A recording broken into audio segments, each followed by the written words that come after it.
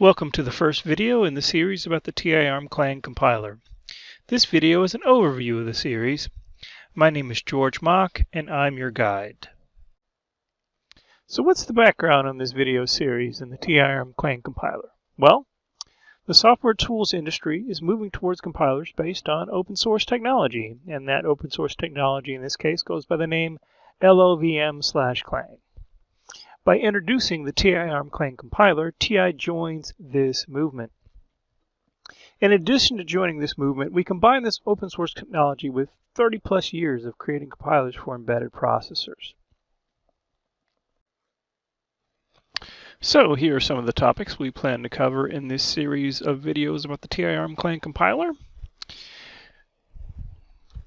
Compiler elements are where I introduce the parts that make up a compiler. I know that sounds surprising. It will make sense when I'm done. Flash memory savings is where I make the point that by building with TI-ARM-Clang, you end up using less flash memory than before. Compatibility. There are two areas of compatibility to discuss. One is compatibility with the existing ARM compiler from TI, and the other area is compatibility with GCC ARM compilers. The Safety Compiler Qualification Kit is of interest to those of you who build systems where functional safety is important, and code coverage is a feature of TI-ARM-Clang compiler that helps you understand how well your code is being tested. These are some of the topics we have planned right now, and I'm sure more topics will be coming up as we produce these videos. Another important aspect of the background of TI-ARM-Clang is that it replaces ARMCL, where ARMCL is the existing proprietary compiler from TI. For those of you who are currently using ARMCL, please understand that this replacement will happen over time. Both compilers are presently supported.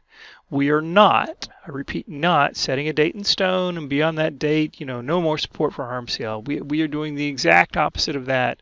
We understand that, for customers who have projects currently in progress, that you continue to need support for ARMCL, and we are here to provide that support.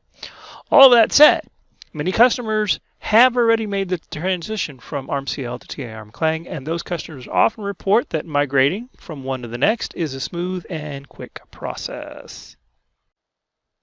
As this video comes to a close, there are two references I would like to give you.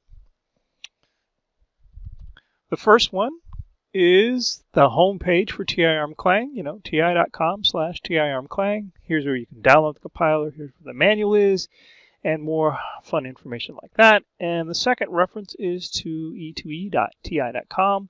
This is where you go for customer questions on any TI product, including TI-ARM-Clang. And I always like to point out that any compiler-related question which comes in over that form is answered by me.